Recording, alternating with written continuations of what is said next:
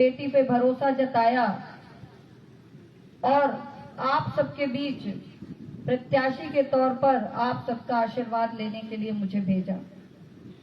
मेरा आप सभी से विनम्र अनुरोध है कि आप सब जिस प्रकार अपना प्रेम और स्नेह मेरे बब्बा आदरणीय जुगल किशोर बागरी जी को दिए हैं, उसी प्रकार इस नातिन को भी अपना असीम प्रेम देने की कृपा करें। यह बेटी आपको वादा करती है कि कहीं भी आपको उनकी कमी महसूस नहीं होने देगी और उसी प्रकार आपके घर की सदस्य बनकर रहेगी। जिस प्रकार वह आपके हृदय में स्थान बनाए थे, वही हृदय में स्थान बनाएगी ये बेटी। यह वादा करती है कि आपके सुख दुख के साथ ही यह बेटी भी बनकर दिखाएगी। आपको कहीं भी यह महसूस नहीं होगा कि आपने अपने परिवार का सदस्य जो बुजुर्ग था, आपके लिए सम्मानित था, उसको खोया है। मेरी आपसे अपील है आपके हृदय में कि स्थान आप बनाए इस थे, बेटी को आने वाली 30 तारीख को अपना आशीर्वाद प्रदान करें। यह बेटी विश्वास दिलाती है कि आपके सम्मान में कहीं कमी आने आपको नहीं देगी, कहीं भी आपके भरोसे को कहीं टूटने नहीं देगी। तो क्या यह बेटी आश्वासित हो जाए कि आप सबका आशीर्वाद और प्रेम इसे मिलेगा? यह बेटी तो क्या यह बेटी आप सबके आश्वासित हो जाए कि आप सबका कृतज्ञ रहेगी और आपकी ऋणी रहेगी। अगर आपने इस बेटी को सम्मान दिया तो यह बेटी आपके सम्मान में ठेस नहीं आने देगी। इसी वादे और विश्वास के साथ मैं आप सभी को प्रणाम करती हूँ और भारत माता की जय। वंदे मातरम।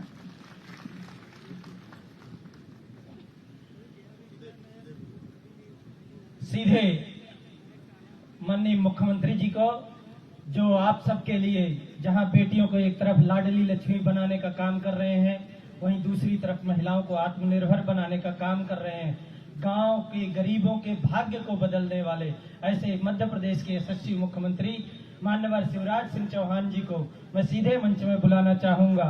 मानवता के लिए उषा की किरण जगाने वाले हम, शोषित पीड़ित दलित जनों के भाग्य जगाने वाले हम। करतल ध्वनि के साथ में स्वागत करिए, अभिनंदन करिए, बुलाइए माननीय मुख्यमंत्री जी को सादर मंच में। सबसे पहले तो मेरी छोटी छोटी बेटियां, ये छोटी छोटी बेटियां बड़ी देर से खड़ी हैं। एक मिनट उनसे आराम से बात कर लेंगे। पहले ये जो छोटी छोटी बेटियां खड़ी है, मेरा प्रार्थना है कि बहुत देर से खड़ी है, वो अब उनको बैठा दिया जाए। कलश भी वो अपने सिर से उतार लें, बहुत देर से बेटियां खड़ी हुई है। और मेरा वरिष्ठों से कहना है कि उनको बिठा लेंगे तो ठीक रहेगा, बहुत देर से खड़ी है छोटी छोटी बेटियां। और बाकी कोई मित्र अगर कुछ कहना है तो मैं सभा के बाद उनको बुला लें। अच्छा, चुराई गांव की सड़क, ठीक है, देखते हैं उसको। अच्छा, बोलिए भारत माता की, वीरांगना रानी अवंतीबाई की, सेमरबाड़ा और आसपास की जनता की। मंच पर विराजमान मध्य प्रदेश सरकार के हमारे मंत्री भाई विजेंद्र जी, हमारे वरिष्ठ नेता। हाँ, बेटियों को बिठा दें भैया, बहुत देर से खड़ी है। और ये बेटी कलश उतार दो, अब हो गया। बेटियों की तो हम लोग पूजा करते हैं, मैं तो हमेशा कन्याओं की पूजन से शुरू करता हूं। अब बेटियां बैठ जाएं बस। हमारे वरिष्ठ नेता आदरणीय राजेंद्र शुक्ला जी, हमारे यशस्वी सांसद आदरणीय श्रीमान गणेश सिंह जी, जिलाध्यक्ष भारतीय जनता पार्टी नरेंद्र त्रिपाठी जी, हमारे वरिष्ठ नेता भाई पुष्पराज बागरी जी, आदरणीय गगनेंद्र प्रताप सिंह जी, पुष्पेंद्र प्रताप सिंह जी, मंडल के अध्यक्ष धनंजय जी, आदरणीय सतीश जी, ज्ञानेंद्र जी, विकास जी, हमारे यहाँ के सरपंच आदरणीय विष्णु लोधी जी, आदरणीय विष्णु लोधी जी, ओम प्रकाश लोधी जी, अरविंद लोधी जी, सीमा लोधी जी, आदरणीय उदय सिंह लोधी जी, शीशमन लोधी जी, महेंद्र लोधी जी, जगत राज लोधी जी, रोहिणी लोधी जी, राजेंद्र जी। अब चूंकि समय कम है, यहाँ के बाद एक और सभा है, फिर मुझे भोपाल निकलना है, इसलिए मंच पर विराजमान और नीचे बैठे हुए नागर सिंह जी को भूला थोड़ी हूं, मैंने सबसे पहले ले लिया। दाऊ साहब को भी कैसे भूल सकते हैं भाई। मंचासीन मेरे सभी साथीगण, हमारी उम्मीदवार बेटी प्रतिमा बागरी जी, मेरी बहनों, मेरे भाइयों और मेरे भांजे भांजियों, दोनों हाथ जोड़ के मामा को प्रणाम स्वीकार करें, मेरा नमस्कार स्वीकार करें।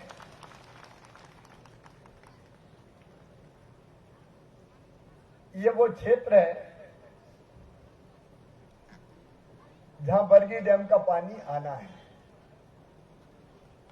थोड़ी देर हो गई है, लेकिन अंधेर नहीं होने दूंगा। दिन और रात टनल में काम चल रहा है और मुझे पूरा विश्वास है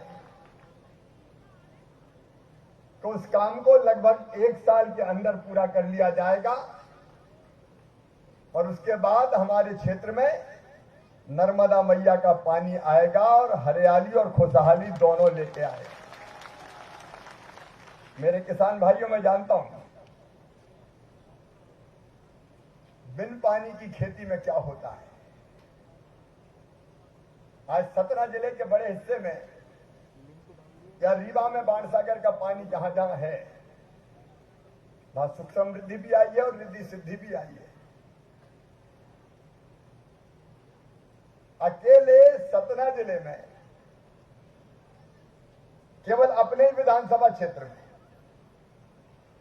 पिछले साल 300 करोड़ रुपया का गेहूं और धान समर्थन मूल्य पर खरीदा गया था। अगर बरगी का ये पानी आ गया तो मुझे विश्वास है 300 करोड़ से 600 करोड़ होने में देर नहीं रहेगी। देखिए, भारतीय जनता पार्टी की सरकार केवल इसलिए नहीं है कि हम सत्ता प्राप्त कर लें और जनता को भूल जाए। आज ईमानदारी से आप देखिएगा, गणेश जी बता रहे थे, चाहे रीवा जिला हो चाहे सतना जिला हो, बिंद की पवित्र धरा हो, यहां सड़कों का जाल। एक जमाने में जब दिग्गी राजा मुख्यमंत्री थे तब सड़कें कैसी थी, याद कर लीजिए। गड्ढों में सड़क थी कि सड़क में गड्ढे थे कि गड्ढम गड्ढे थे, पता ही नहीं चलता था। आज वो हमसे बात करते हैं। उस जमाने में तो अगर सतना से सीधी जाना हो, रीवा जाना हो, रीवा से इलाहाबाद जाना हो, शंकरलाल तिवारी जी भी बैठे, तो हालत ये हो जाती थी कि गाड़ी खाए हिचकोले हट्टा पसरा सारे डोले, याद आ गए शंकर भोले। सत्यानाश कर दिया था पूरे प्रदेश का। अब आजकल दिग्गी राजा कमलनाथ हमसे बात करते हैं। अभी मैंने बेटियों को बैठने की बात की, हम कन्या पूजन करते हैं तो कांग्रेसियों को उसमें भी आपत्ति होती है कि मुख्यमंत्री कन्या की पूजन करता है। मैं क्या कन्या पूजन नहीं करूं तो क्या कांग्रेसियों का पूजन करूं? ये हमारी परंपरा है, ये हमारी संस्कृति और हमारा विश्वास है। लेकिन जिन्होंने प्रदेश का सत्यानाश कर दिया था, याद करो, वो 15 महीना के लिए लौटे थे। 15 महीना लौटे आए थे। अरे हमने तो ये सोचा था कि अब तो 5 साल का मामला खत्म, लेकिन 15 महीना में ऐसा हाहाकार मचाया उनने कि मैहर वाली मैया ने 15 महीने में सरकार बदलवा दी। और 15 महीना में क्या क्या नहीं किया। कांग्रेस के मित्र आज वोट की बात करते हैं। मेरे बहनों और भाइयों, 0% उनके जमाने में 15% ब्याज पर कर्जा मिलता था। हमने घटा के किया था 0%। 0% ब्याज पर कर्जा देना बंद, दिखाया था कर्जा माफी का सपना, वादा पूरा नहीं किया। न्यूनतम समर्थन मूल्य पर गेहूं और धान की खरीदी की क्या दुर्गति हुई थी कमलनाथ के जमाने में, सतना जिले के भाई और बहन भूले नहीं होंगे। धान रखी उग गई थी कई जगह, कोई खरीदने वाला नहीं मिलता था। लेकिन कोरोना के कठिन काल में भी, जब मैं मुख्यमंत्री बना तो उसके पहले कोरोना फैल गया था। हमने गेहूं का भी एक दाना खरीदा और धान का भी एक दाना खरीद के आपके पसीने की पूरी कीमत दी। किसान का कल्याण हमारा संकल्प है। प्रधानमंत्री नरेंद्र मोदी जी ने प्रधानमंत्री किसान सम्मान निधि के रूप में योजना बनाई और उन्हें तय किया कि छोटे से छोटा किसान भी अगर होगा तो उसके खाते में हर साल 6,000 रुपया डाले जाएंगे, 2-2 हजार करके 3 बार। अब 15 महीना बाद मैं मुख्यमंत्री बन गया, चौथी बार बना तो मेरे दिल ने भी कहा कि शिवराज चौथी बार बना रहे, 4,000 तू भी डाल तब काम चलेगा, 10,000 तो कम से कम हो जाए। तो 4,000 से बढ़ा के हमने 10,000 किए, 6,000 से बढ़ा के 10,000 किए। ये प्रधानमंत्री किसान सम्मान निधि का सवाल है, समर्थन मूल्य पर खरीदी का सवाल हो, सिंचाई का सवाल हो। बाण सागर कब से सुनते थे, बाण सागर। अगर बाण सागर भी बन के तैयार हुआ तो तब हुआ जब भारतीय जनता पार्टी की सरकार आई। और आज मैं आपको फिर वचन देता हूं कि नर्मदा जी का पानी आपकी धरती पर लाकर ही चैन की सांस लूंगा, यह हमारा संकल्प है। कांग्रेस ने तो गरीबों की योजना बंद कर दी थी, गरीबों की बात करते हैं। संबल योजना बंद करने वाली कांग्रेस, अब संबल योजना से तकलीफ क्या थी और थी क्या संबल योजना? मैं आज गर्व के साथ कहता हूं, हमने योजना बनाई थी किसी समाज के गरीब हो, चाहे वो सामान्य वर्ग के हो, चाहे वो पिछड़े वर्ग के हो, चाहे वो अनुसूचित जाति जनजाति के हो।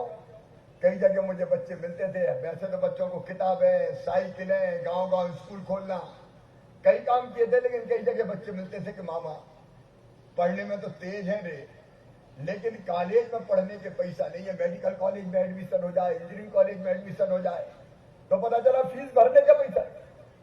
संबल में मैंने प्रावधान किया था, सामान्य वर्ग, पिछड़ा वर्ग, SC, कोई भी हो, बच्चे अगर पढ़ने में हमारे तेज हैं, टैलेंट है, इंटेलिजेंट है और उनका एडमिशन मेडिकल इंजीनियरिंग कॉलेज में भी होगा तो उनकी फीस चाहे प्राइवेट मेडिकल कॉलेज में 8 लाख रुपया साल भी हो तो उनके मम्मी पापा नहीं, उनका मामा शिवराज सिंह चौहान भरवाएगा, भारतीय जनता पार्टी की सरकार भरवाएगी।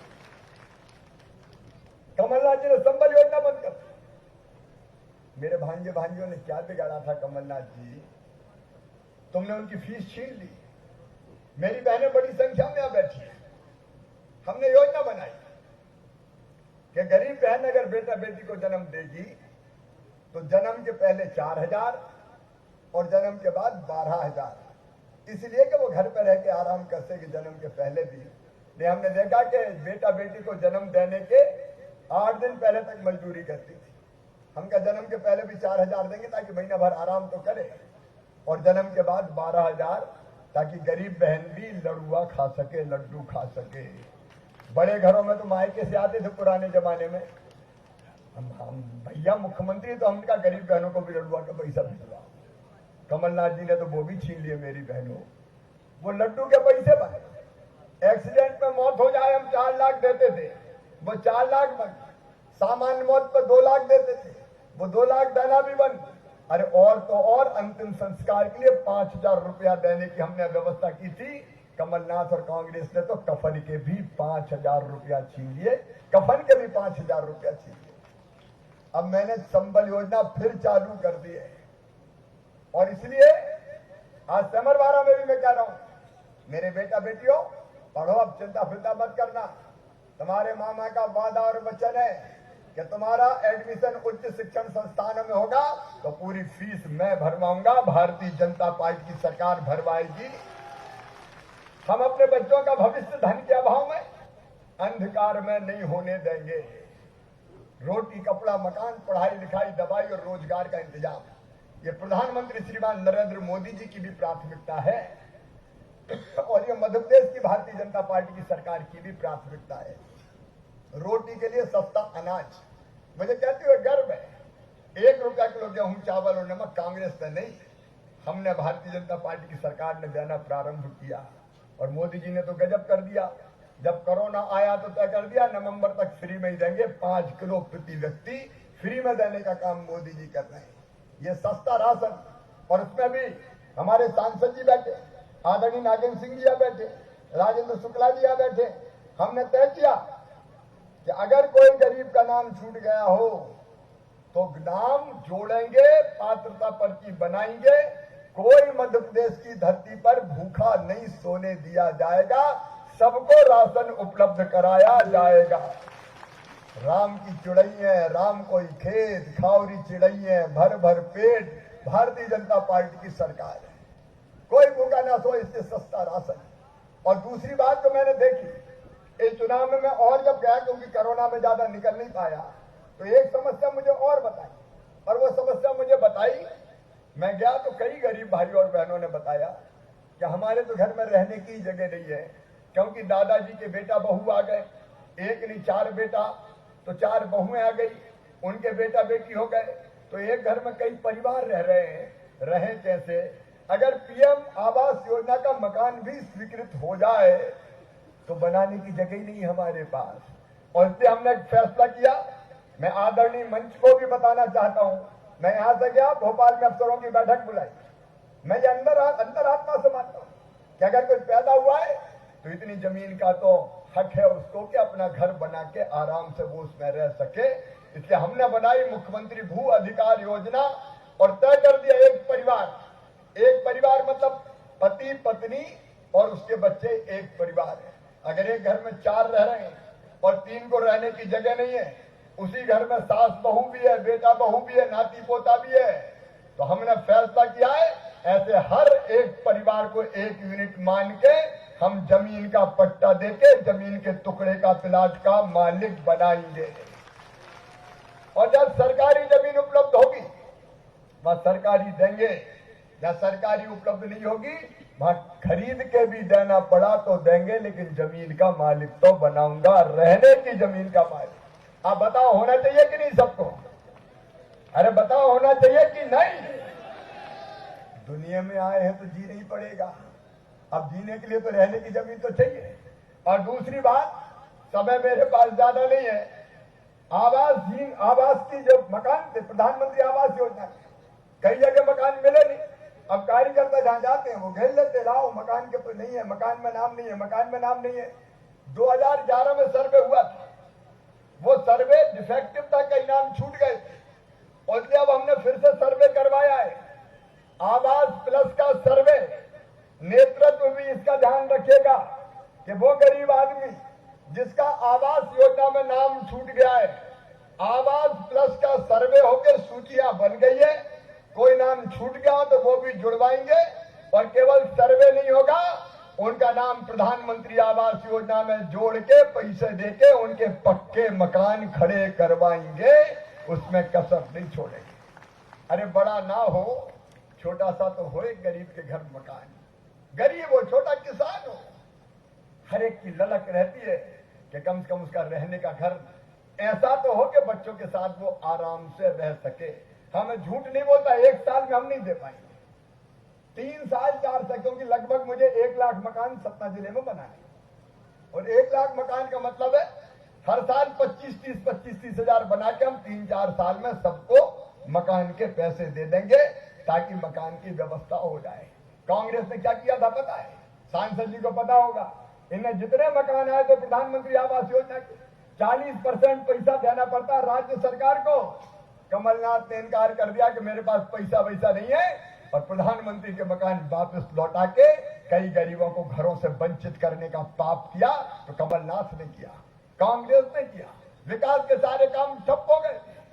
और जब मैंने कहा कि आने के बाद हमने ये योजना फिर से सब चालू की, रोटी की बात मैंने कही, मकान की बात मैंने कही, बच्चों के पढ़ाई की फीस की बात मैंने कही, और चौथी बात, ये कोरोना काल में, मैं जानता हूं कोरोना काल में हमने भी कई को खोया है, हमारे कई वरिष्ठ नेता, कई साथी, यहाँ से भी दादू भाई लोधी जी का निधन हुआ था। मैं उनके चरणों में श्रद्धा के सुमन अर्पित करता हूँ। कोरोना महामारी ने पूरी दुनिया को हिला कर रख दिया था, और सच में मैं तो दोनों लहर में आज आपके सामने कह रहा हूँ, एक एक हफ्ते आंख से आंख नहीं लगी। जब ऑक्सीजन का संकट पैदा हुआ था, रीवा से फोन आता था, सतना से फोन आता था, 2 घंटे की बची है, 1 घंटे की बची है, जल्दी ऑक्सीजन भेजो। रात भर जग के ट्रक के ड्राइवर से भी बात, टैंकर के ड्राइवर से बात करते थे, कहां तक पहुंचे, जल्दी आओ, कहीं जान नहीं निकल जाए किसी की। लेकिन धन्यवाद है प्रधानमंत्री जी को, आज हम कोरोना से लगभग मुक्ति की तरफ बढ़ रहे हैं, क्योंकि वैक्सीन लगाने का अभियान चलाया। फ्री में मोदी जी ने वैक्सीन दी और लगवाने में हमने कोई कसर नहीं छोड़ी। यहाँ जितने भाई बहन बैठे उन्होंने वैक्सीन लगवाई कि नहीं? भैया कोई रहेगा तो लगवा लेना, क्योंकि इसी से बच रहे हैं अपन। ये जिंदगी का डोज है जो मोदी जी दे रहे हैं, इसमें कसर नहीं छोड़ना है। कोरोना काल में जब पूरे लोग परेशान थे, तब इलाज का महत्व हमें समझ में आता है। आज मैं कहना चाहता हूं, जिनकी जानकारी में ना हो वो सुन ले, क्योंकि चुनावी सभा लोगों को जानकारी देने का भी माध्यम होती है। आयुष्मान भारत योजना बनी, प्रधानमंत्री जी ने बनाई। 60% पैसा वो देंगे इलाज के, 40% पैसा हम देंगे। और आयुष्मान कार्ड अगर बन गया तो चिन्हित प्राइवेट अस्पतालों में भी 1 साल में 5 लाख रुपए तक का इलाज फ्री में करवा के दिया जाएगा, ताकि गरीब हो चाहे किसान हो, अगर ऐसी भयानक बीमारी में फंस जाए तो उसको इलाज भारी ना पड़ जाए। और इससे जितनी चीजें मैं बता रहा हूं, एक अभियान चलाए फिर से देश बनाने का। अब विकास के सारे काम आज गिनाने की आवश्यकता नहीं है, चौतरफा चल रहे हैं, उस पर मैं विस्तार से आज नहीं जाऊंगा। मेरी बहनें बैठी बड़ी संख्या में, यहाँ आजीविका मिशन की बहनें भी होगी, महिला स्व सहायता समूह की बहनें हैं क्या यहाँ पे? स्व सहायता समूह की मेरी बहनें भी है। लगातार हमारी कोशिश ये है, स्कूल में कपड़ों की सिलाई का काम अब कोई बड़ा आदमी नहीं करेगा, महिला स्व सहायता समूह की बहनें करेगी, ताकि उनके घर पैसा आए। रीवा में हमने प्लांट लगाया है, रीवा के पास। ये पोषण आहार जो बड़े ठेकेदार बनाते थे, 800 करोड़ रुपए का हर साल पोषण आहार बनता था। ये पोषण आहार भी ठेकेदार नहीं बनाएंगे, मेरी स्व सहायता समूह की बहनें बनाएगी, ताकि जो पैसा बचे वो उनके खाते में जाए। एक नहीं कई कामों से स्व सहायता समूहों को जोड़ा है। और मेरी बहनों, हमारा संकल्प है कि हर बहन की आमदनी कम से कम 10,000 रुपया महीना तो हो जाए। अगर अपने पांव पर बहन खड़ी होगी तो सचमुच में वो सुखी होगी। पानी केवल सिंचाई का नहीं, पीने का पानी देने के लिए जल जीवन मिशन पे काम चल रहा है। सेमरवाड़ा की बहनों सहित मैं आसपास की बहनों को भी कहना चाहता हूं, हमारा संकल्प है अब हैंडपंप का पानी नहीं पीने देंगे मतलब जबरदस्ती नहीं रोकेंगे, लेकिन हैंडपंप का मतलब बेटियां पानी भरने जाती है, बहनें पानी भरने जाती है। मेरी बहनों बेटियों, ये हैंडपंप की खटर मुझे मिटवाना है। पाइपलाइन बिछा के, यहाँ तो 1100-1200 करोड़ की योजना रीवा सतना जिले में बनी है। पाइपलाइन 1150 करोड़ की पाइपलाइन बिछा के घर में टोटी वाला नल लगा के पीने का पानी दूंगा। टोटी खोलोगी तो झरझर पानी आएगा और गुंड और गगरा सब भर जाएंगे। अब ये हैंडपंप की खटर बंद करवाना है, ताकि बेटियों को भी तकलीफ ना हो। और बेटियों को पढ़ाना जरूर। मेरी लाडली लक्ष्मी बेटियां सेमरवाड़ा में भी है, जगह जगह लाडली लक्ष्मी बेटियां, 40 लाख बेटियां हैं। उनकी हर तरह से चिंता करने का संकल्प हमने लिया है, उनका बेहतर कैरियर बने, इसमें कोई कसर नहीं छोड़ेंगे। एक तरफ ये सारे जन कल्याण के काम जिनकी लंबी सूची है, लेकिन मेरी एक सभा और यहाँ के बाद है, इसलिए उस पर विस्तार से नहीं जा रहा। और दूसरी तरफ विकास के काम, मैं माफी चाहता हूँ, हमारा असेसमेंट थोड़ा गलत हो गया। मैं ये समझ रहा था कि दिसंबर के अंत तक चुनाव आएंगे, और इसलिए मेरा दौरा सेमरवाड़ा मंडल में होने वाला था, लेकिन उसी बीच में मैं दूसरे सेक्टर में हुआ था। मुझे क्या पता चला कि सेमरवाड़ा वाले थोड़े नाराज हो रहे हैं कि हमारे यहाँ तो मुख्यमंत्री आए नहीं। मैं असेसमेंट मेरा गलत हो गया, मुझे लगा दिसंबर में चुनाव होंगे, लेकिन चुनाव अब अक्टूबर में ही आ गए। आज घोषणा नहीं हो सकती, लेकिन एक बात मैं कह रहा हूं, हमारी अमर क्रांतिकारी वीरांगना रानी अवंतीबाई लोधी की जयंती हम हर साल धूमधाम से मनाते हैं। वो हमारी प्रेरणा है। उन्होंने भारत माता के पैरों से स्वतंत्रता की बेड़ियां काटने के लिए अपना जीवन उत्सर्ग कर दिया, जान दे दी। स्वाभिमान रानी ने नहीं छोड़ा, देश की आजादी की लड़ाई लड़ी और जो उनकी भव्य प्रतिमा सैमरवाड़ा में लगाने का अभियान, स्मारक बनाने का काम अभी घोषणा नहीं कर सकता। इसे घोषणा नहीं कर रहा हूं मैं, ये घोषणा नहीं है, लेकिन रानी की प्रतिमा क्यों ना लगे, इसमें कोई दो मत किसी का हो नहीं सकता। वीरांगना थी और इसलिए अब चुनाव तो 30 तारीख तक है ना, 2 को गिनती हो जाएगी, आचार संहिता खत्म, फिर मैं होऊंगा, आप होंगे, मध्य प्रदेश की सरकार होगी। जैसे सरकार लेकर बाकी जगह आया था, सैमरवाड़ा फिर सरकार लेके आऊंगा आचार संहिता खत्म होने के बाद। और चाहे हमारे स्मारक रानी अवंतीबाई जी की मूर्ति की स्थापना का मामला हो, और चाहे यहाँ के अलग अलग रोड, हमारे कुछ बच्चे अभी रोड की बात कर रहे थे, रोड बनाए तो हम नहीं बनाए, कमलनाथ दादा ने नहीं बनाए, उन्हें तो छीनने का ही काम किया है। कांग्रेस कुछ नहीं करेगी, कांग्रेस में बचा भी कुछ नहीं है। कांग्रेस में दिल्ली में भी एक ही परिवार है और अब मध्य प्रदेश में भी एक ही परिवार। कांग्रेस के अध्यक्ष कमलनाथ, मुख्यमंत्री बने तो कमलनाथ, नेता प्रतिपक्ष बने तो कमलनाथ, स्टार प्रचारक बने तो कमलनाथ, युवाओं को नेता नकुलनाथ, बाकी कांग्रेस हो गई है रात। क्या क्या है कांग्रेस में कोई पता नहीं। और जो कांग्रेस छीनने की काम करती है, बाकी कुछ नहीं करेगी। मेरी आपसे अपील है कि 2 साल अपने बर्बाद ना जाएं। बागरी जी के सारे बचे हुए वादे वचन मैं निभाऊंगा, पूरे करके संकल्प आपको दूंगा, बिल्कुल चिंता ना करें। चाहे वो रजहरा हड़हा से रजहा पहुंच मार्ग हो, चाहे वो हड़हा में हरिजन बस्ती में मार्ग बनाने का काम हो, ये अलग अलग रोडें हैं। मैं एक एक का नाम नहीं ले रहा, ये मेरे पास नोट है भाई, ये सारी की सारी पूरी होगी, लेकिन घोषणा नहीं कर रहा मैं अभी, क्योंकि आचार संहिता लगी हुई है। इसलिए मैं आचार संहिता का पालन कर रहा हूं। उनका पालन करते हुए इन सारे कामों को करने का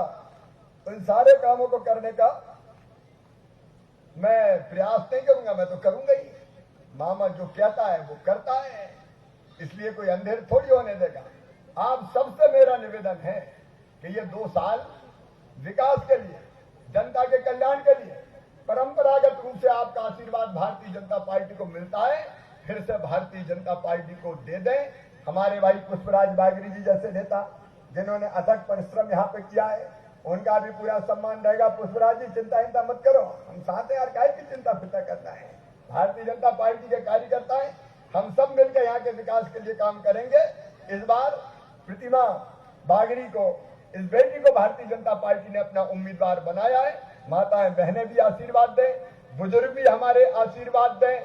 आप सबका प्यार और आशीर्वाद प्रतिमा को मिले, भारतीय जनता पार्टी को मिले, कमल के फूल को मिले।